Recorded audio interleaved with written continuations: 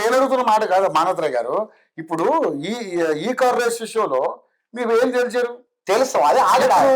ఇప్పుడు ఈ car race విషయం వచ్చిందా, గొర్రెల కుంభకోణం ఎంత వచ్చింది మొత్తం లెక్క పెడితే ఈడీ కూడా చెప్పింది 1000 కోట్లు అయిందని.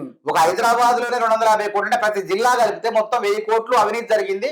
తలసాని శ్రీనివాస యాదవ్ ఓఎస్డీ దీనికి ప్రధాన కారణం అని క్లియర్ గా వచ్చినా లేదా? ఎందుకు ఉపయోగపడతారు? జిఎస్టీ అవినీతి సోమేష్ కుమార్ 1400 కోట్లు, అదే అమయ్ కుమార్ 2000 కోట్లు, అదేవిధంగా ఆర్ఎస్ ప్రవీణ్ రేపు మా ఆయన 500 కోట్లు కళ్ళ ముందు కనపడతాను ఇవన్నీ కూడా. కాబట్టి తప్పించుకోలేరు. ఇవాళ కేబినెట్ లో కూర్చొని తేల్చేది ఏ విధంగా ముందుకు పోవాలి, ఏ విధంగా చట్టబద్ధ పోవాలి. కేబినెట్ ఉమ్మడిగా నిర్ణయం తీసుకోవాలి. ఏదైనా ఇట్లాంటి నిర్ణయాలన్నీ కూడా కేబినెట్ తీసుకోవాలి. వాళ్ళు గతంలో కేబినెట్ లో నిర్ణయాలు తీసుకోకుండా తీసుకున్నామని చెప్పారు, అబద్ధాలు. ఏది కాళేశ్వరం విషయంలో అన్ని తేడతెల్లవని జీవో 231 ఇవన్నీ కూడా వీళ్ళు నిర్ణయాలు తీసుకొని ప్రారంభించిన తర్వాత మంత్రివర్గ ఉపసంఘానికి పోయారు. అది ఘోష్ కమిషన్ స్పష్టంగా చెప్పింది. కాబట్టి ఇందులో అవినీతి జరిగింది.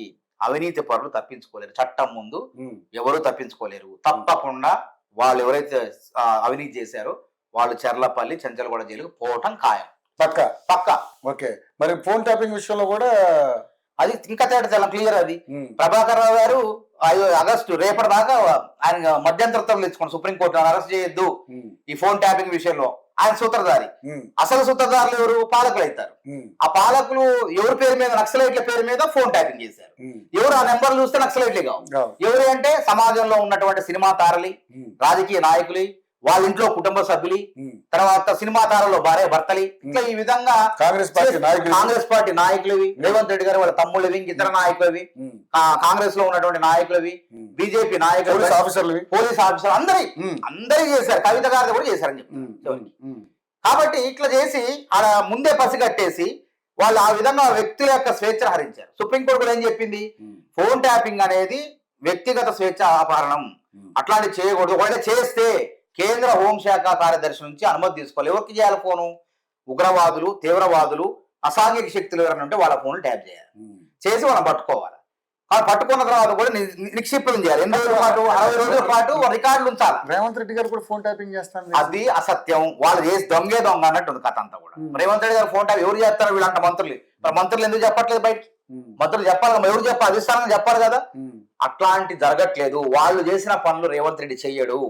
రేవంత్ రెడ్డి గారు నిక్కర్సుకోపోతుంది. ఎందుకంటే ఇక్కడ ఆధారాలు ఉన్నాయి. అక్కడ వీళ్ళు అనుమతి తీసుకుంది ఒకటి, 600 ఫోన్లు నెంబర్లు వేరే వాళ్ళ సినిమా తారలు, వ్యాపారస్తులు, రాజకీయ నాయకులు ఉన్నాయి. కాబట్టి ఆ కాంగ్రెస్ పార్టీ అధికారంలో ఫలితాలు వెల్లడించడంలోనే ప్రణీత్ రావు డిఎస్పీ ఎందుకు ఆ డేటా సెంటర్ ను ధ్వంసం చేయాల్సి వచ్చింది చెప్పండి?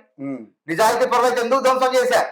హార్డ్ డిస్క్ ధ్వంసం చేసి నాగోల్ దగ్గర ఉన్న మూసీలో వేశారు, పగలగొట్టి ఆయన తీసుకొచ్చారు. అంత చేసినా ఏం చేశారు? ఈ ఎయిర్టెల్, ఈ జియో, ఈ నెంబర్లు ఏవైతే ఉన్నాయో వాళ్ళకి కొన్ని నెంబర్లు పంపించారు. ఆ నెంబర్లు మరి మెయిల్ జరపలేరు కదా, చెప్పినా వాళ్ళ దగ్గర ఉంటది కదా. కార్పొరేట్ ఎయిర్టెల్ ఉన్నాయి కదా, సంస్థల దగ్గర ఉంటాయి కదా, ఆ సంస్థల దగ్గర తెచ్చుకున్నారు, దొరికిపోయారు. అందుకే గుర్తుపెట్టుకోండి, ఇది నీతి అనేది లంగతనం, దొంగతనం. ఇక నేను వేరే పనం అంటలే దానికి. లంగతనం, దొంగతనం ఎంత దాచినా కాదు, ఏదో ఒక రోజు బయటకు వస్తాయి. అట్లనే ఈ రోజు వాళ్ళు ఏమనుకున్నారంటే ఏది రాదు, మేము అధికారంలో ఉన్నాం, అన్ని సంబంధించి అన్ని ఇంకా పవర్ఫుల్ కేసులు ఇవన్నీ మామూలు కాదు, శక్తివంతంగా. అందుకే ఇన్ని రోజులు పట్టింది. ప్రభాకర్ రావు ఎట్టుకోవడానికి 14 నెలలు పట్టింది. మొన్న వచ్చిండే ఆయన. వచ్చిన తర్వాత ప్రారంభించలేదు, మళ్ళీ సుప్రీంకోర్టుకు పోయింది అరెస్ట్ చేద్దని. వీళ్ళు కూడా పిటిషన్ చేశారు, ప్రభాకర్ రావు అరెస్ట్ చేయాల్సిందే, మాకు అవకాశం ఏంటని. కాబట్టి రేపు తెలిసిపోతే రేపు తర్వాత ఏదైనా చేసుకోవచ్చు, కోర్టు కూడా అడ్డుపడదు కదా.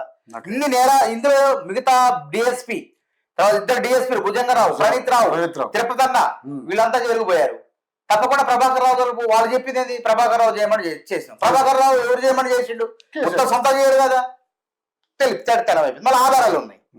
కాబట్టి అప్పుడు ఒక జ్యోతిష్కుడు పండిత్ సంతోష్ ఆయన పేరు ఏదో ఉంది, ఆయన ఉగాది పంచాంగ శ్రవణంలో ఏం చెప్పిండు? ఆయన బహుశా వారు చెప్పుకుంటూ కేసీఆర్ గారు త్రినేత్రుడు, ఆయనకు 3వ నేత్రం ఉంది, ఆయన మీరు అందరూ ఏం చేస్తున్నారో అన్ని వింటున్నారు, జాగ్రత్తగా ఉండని చెప్పి హెచ్చరించాడు.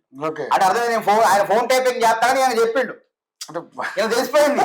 కాబట్టి మీరంతా ఒళ్ళు దగ్గర పెట్టుకోండి, జాగ్రత్త, ఎవరెవరితో మాట్లాడుతున్నారో మీ కార్యకలాపాలు అని తెలుసు, జాగ్రత్తగా ఉండండి. అంత అర్థం ఉంది. అదే విధంగా ఇప్పుడు బిఎల్ సంతోష్, బీజేపీ వాళ్ళు ఉన్నారు, నందకుమార్ అరెస్ట్ చేశారు. 10 కోట్ల అదే వాళ్ళ పార్టీ బీజేపీలో అనుకోట్లా. ఆ బిల్ విషయంలో ఎట్లా దొరికింది మరి వీళ్ళకి? కేసీఆర్ గారు ఫోన్ ట్యాపింగ్ వల్ల దొరికింది అంత. కాబట్టి గువ్వల బాలరాజు విడుదల అది ఏం చేశారు? మన కేసీఆర్ అత్యుత్సాహం ఉంటారు, దీన్ని ఏమంటారు? ఏనెవరంటే విచారణ జరగాలి, అది నిజమా కాదా అనేది ఒక సమయం పడుతుంది. ఆధారాలను సేకరించి అప్పుడు పోలీసులు పంపుతారు, జడ్జి దగ్గరికి అరెస్ట్ చేయాలా వద్దా అనేది. సరే అప్పటికి అరెస్ట్ చేశారు, కానీ ఈయన కేసీఆర్ గారు ఆ నివేదిక తీసుకుని అన్ని జడ్జిలకు లేఖలు రాసిండు, అసీడికి పంపించిండు. ఇంత దారుణం చట్టాన్ని చేతుల్లో ఎట తీసుకున్నాడు.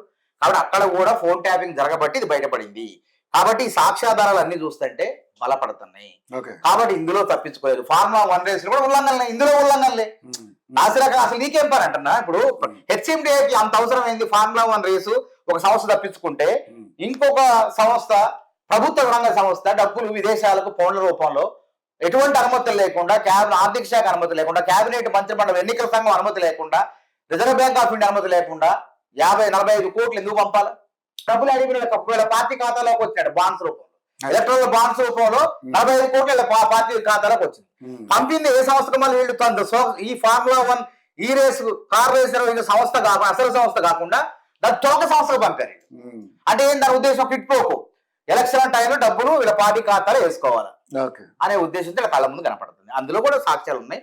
అది కూడా విచారణ అయిపోయి ముగ్గు దశకు వచ్చింది. తప్పకుండా శిక్ష పడతారు ఎవరైనా. రైట్.